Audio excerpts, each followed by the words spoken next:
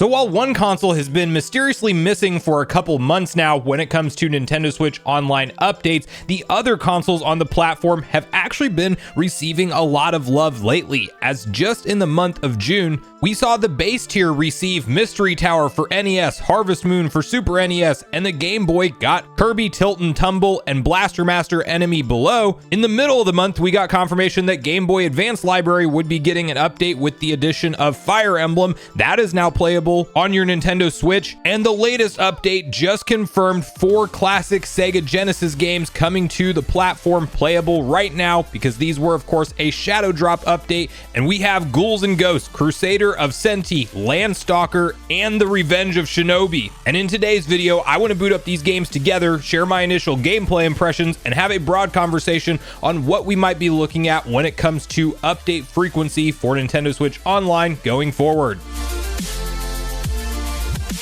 What's up, nation? Make sure you like, subscribe, and turn on your bell notification if you haven't already. And as mentioned, guys, today we are checking out the brand new update that just hit for Sega Genesis, which also puts us in the month of June in a very interesting spot, because every system except the N64 has now had new content updates, and that's a rarity. I'm taking my camera off screen so you can see Crusader of Centy. We will hop in, I think, first to Ghouls and Ghosts, just because, yes, this is playable on Super Nintendo currently under Super Ghouls and Ghosts, but depending on which version you grew up with, you may have more nostalgia for one or the other. I believe there's some soundtrack differences, as well as your character can aim up in the Sega Genesis as opposed to not being able to do that in the Super Nintendo. And then also, if I'm not mistaken, you can't double jump in this version. So let me know if I'm right on that. I can't remember off the top of my head, but I love the soundtrack from this game. It is hard. It's so ridiculously complicated. Like, the amount of deaths that you will have going through this game is next level. And I want to have kind of a conversation with you guys about NSO, and we won't play on this game this game for very long, because I'm certain that death will get us. But really have a conversation around NSO and the frequency of updates more than anything, because, you know, I don't know where N64 is at, and I do have some minor complaints around, well, not even minor, like I'm really ready for another N64 game, so I have complaints around that. But outside of N64, if you look at the month of June, it was really a solid lineup of updates. We rarely see Nintendo do every console that they currently have on the service, and that's what we got minus N64. Now, if N64 somehow shadow drops in the next few days, this will literally be the best month in NSO so far, as you know, it's maybe short of them announcing like a new type of system or something like that, but that would literally be a pretty stacked month whenever it comes to updates. We are missing N64, but I still think it's notable that even at the end of last month, we saw like the addition of the 3 Mario Advance games all at once, which that's good that they did them all at the same time instead of slowly drip feeding those games like they could have done. So that was nice to see. And then, of course, that's like at the end of May. Then we turned around and we continued to get content updates for the base tier and the expansion pack. And that's what I really like to see. I still think Nintendo Switch Online is far from perfect. You can still debate on whether or not that $50 annual price point is really worth it at the end of the day. But I do think that as long as we see consistent updates going forward, it's a lot more, it's easier to justify in terms of your actual overall spend and everything. And so we'll go ahead and we'll get back to our home screen menu here. I'm playing on the SNES controller, and I can never seem to remember how to get it to the... Okay, so you just got to press and hold for longer. Is that what it is? There we go. So we will go back to our game selection here. And we, you know, one thing too, we'll hop into Shinobi next, or The Revenge of Shinobi rather. But one thing too is that I never picked up the Sega Genesis controller, and I'd be curious to hear from you guys in the comments down below whether or not you did, because it's, you know, it was $50 and it's a 3-button singular controller. You don't even get 2 of them like you do with like the NES controller. So for me, I that was like the only controller that I saw, and I'm gonna have to figure out our this is my superpower here, and I did not mean to activate this right now. Okay, so here's our jump button. So Shinobi, that's one that I will tell you that I have some childhood memories of, but I never went back and played this later on in life. So this might as well be a new game to me, but I know it's a fan classic, and I'm excited to kind of get into the... Okay, so yeah, we definitely got to hop behind him. I was more like Ninja Gaiden growing up and stuff like that, and definitely played through those later on in life, but I did not go back and play Shinobi, and this is a fantastic game. Sega Genesis controller, it was just overpriced at the end of the day. play. I wish that they would have done something better in terms of, you know, maybe a $30 price point, and I would definitely have that in my collection if that was the case, but that is not the case that with how Nintendo priced it, and I just couldn't bring myself to spend $50 on it. But it does seem like N64 controllers are getting a little bit more, you know, plentiful when it comes to restocks, but it's still not in stock all the time, and it's kind of ridiculous thinking that that was October 2021 is when we got that added in, and it's still hard to find that controller. So NSO, all things considered, you know, I really like the special edition controllers. I wish I had the Sega Genesis playing this. I hope we continue to see that as we get additional consoles added into the service, but what we really need to, I think, expect for the rest of the Nintendo Switch's life cycle is just these type of updates. More of your existing consoles that we have today getting roadmap updates and getting hopefully fairly regular updates. What I don't think we should expect is something in the realm of new systems. GameCube would be the next logical step as far as what they could add in, maybe even Dreamcast at the same time, but I don't think that they're going to do that in the current Switch's life cycle. I think that that would be reserved for something like a next gen console. And then you do have like the Nintendo DS conversation, which they're going to have to get really creative on how they bring that over, because obviously the touchscreen control is not going to translate easily to any kind of controller. So do they sell the NSO controller and require you to have it? Does the next gen Nintendo console have some kind of touchscreen controller that's how they can do it?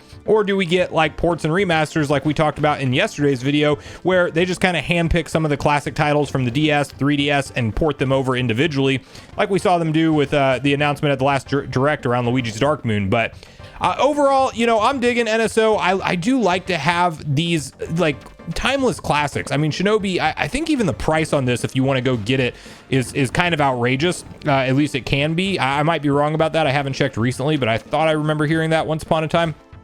Anyway, I just think that, you know, having the opportunity to go back and play these classic games, especially if you grew up with them and you have nostalgia for them, it's a really cool thing.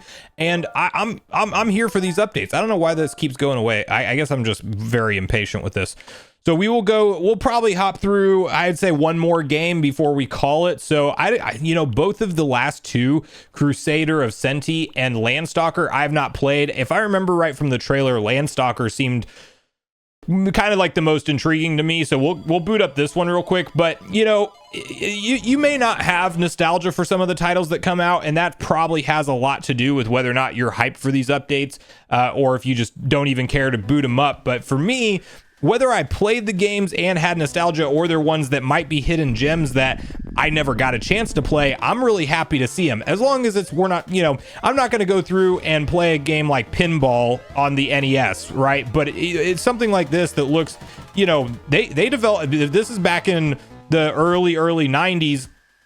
The graphical presentation, I guess we have like a legit cutscene here that I don't know that we can actually skip because I'm hitting buttons and it doesn't look like we can. In fact, we will just we will go ahead and skip to when I'm actually playing the game.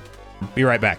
All right, so talk about being a little bit ahead of its time, or some development dollars spent on this thing. We got like a lengthy story cutscene that was going on to set up this entire game that, again, I've not played this at all. This is entirely new to me. I will say one thing, just kind of moving around with the controls with this off-center view that you have, it does feel just slightly strange because up is not really up. You're kind of going diagonal to go up, and you're going like... So the directional pad and the D-pad does not probably quite work as well as what you would hope to see, but initially, like, kind of maybe like slight Legend of Zelda vibes, just in the overall, like, they're definitely trying to set up an epic story, and then you of course have like your sword, and it does look like we have inventory here that we're going to be able to hopefully expand as the adventure unfolds. I did want to get back to and kind of talk about, as far as if we could get to a point with NSO where we had every single system updated once per month, I think that would be the perfect, and I mean the perfect cadence for Nintendo to stick to. We are left wondering a lot of times because they don't have a official update roadmap schedule. They have like what games are coming, but we never know when they're coming. They just say coming soon or gradually being added into the service, and God knows what that really means with Nintendo. So you're sitting around wondering, and I think if they did something like consistently, you could expect to see you know, every single library get at least a new game of some sort in a new batch of updates. I think like a lot of the fan complaints would really go away, and this is a good example of like why it's hard to...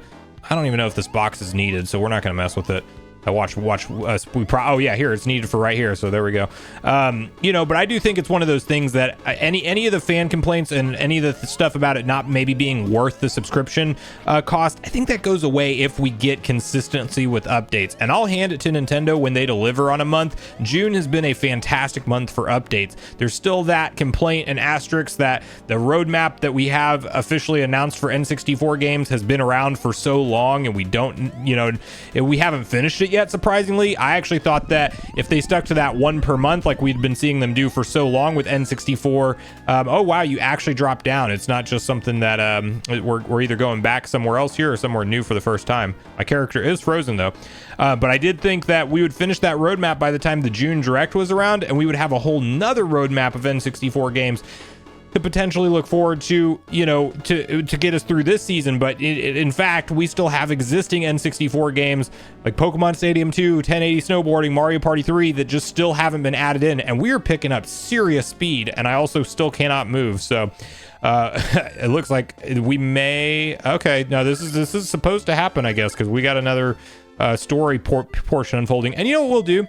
We'll hop in very briefly to the last game just as we kind of wrap up our NSO conversation. But because Crusader of Centy, another one that I don't know, and maybe there's another lengthy cutscene to this one, but you got to appreciate old school games in the modern era and having them playable. Now, one other thing that I see you guys bring up sometimes in the comments, and I definitely wish that we had this option as well, is the option to go either if they didn't want to do full-on widescreen. I didn't try to do R. Okay, here we go. If they didn't want to do full-on widescreen, but they just wanted to give us the option even to stretch these games, at least do that. Not everybody likes to play with black bars on the side, and some people would prefer to have a stretched image as opposed to being, having the black bars on the side of the screen, especially when playing in handheld mode.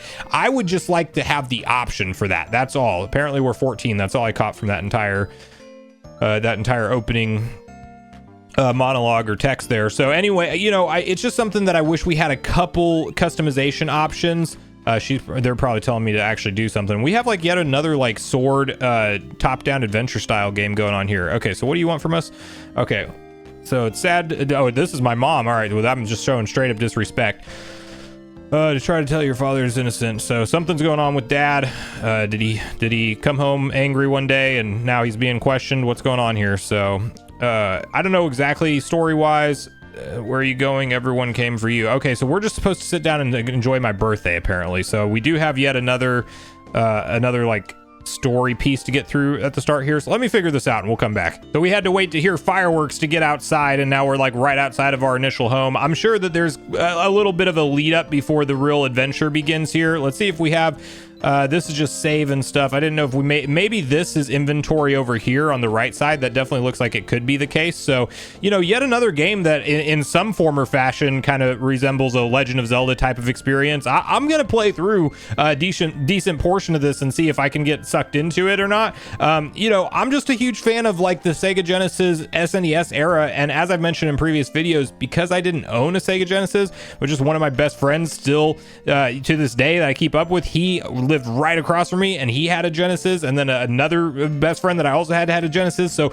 legitimately I had the option to go play a lot of these games, but of course when they're not your own games and your own collection, you don't spend the same amount of time in them. So I got the big ones, the Sonics, Gunstar Heroes was a big one I put a ton of time into, Vector Man, and it's still some games like Vector Man 1 and 2 I really want to be added into the Switch still. But we won't go through the story and all of this here, but I just love to see updates of retro titles, and as long as we get them frequently enough, I personally have no complaints with NSO currently.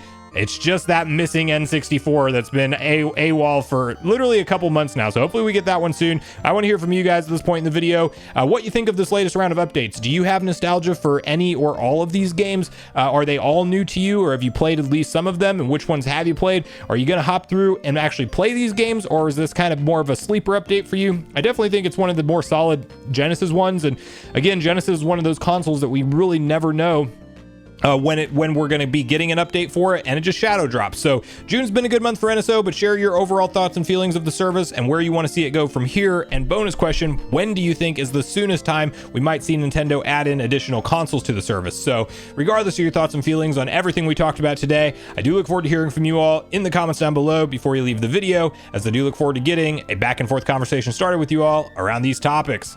Go watch yesterday's video next if you haven't already, which is on screen right now. Also, make sure you like, subscribe, turn on your notification bell, and I will see you guys in the next video.